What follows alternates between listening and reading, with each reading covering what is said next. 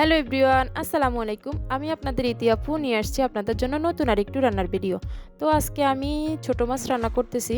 ছোটো মাছ রান্না করার জন্য এখানে পেঁয়াজ, কাঁচামরিচ, টমেটো, লবণ, হলুদ, মরিচ এবং পর্যাপ্ত পরিমাণ তেল দিয়ে দিয়েছি।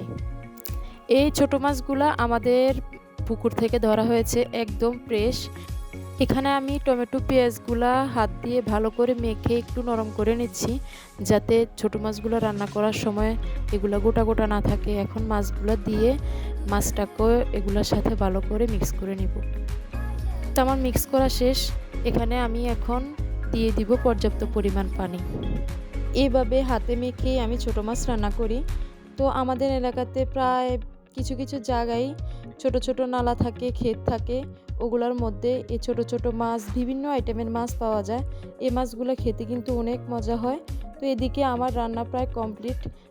এই ছোটো মাছগুলোতে ধনেপাতা দিলে টেস্টটা আরও ভালো আসে। আপনারা চেষ্টা করবেন অবশ্যই ধনেপাতা দেওয়ার জন্য। তো কে কোন জায়গা থেকে আমার ভিডিওটা দেখছেন, ভিডিওটা ভালো লাগলে সবাই লাইক কমেন্ট করে যাবেন। তো আজকে এই পর্যন্তই, সবাই ভালো থাকবেন। আল্লাহ হাফেজ।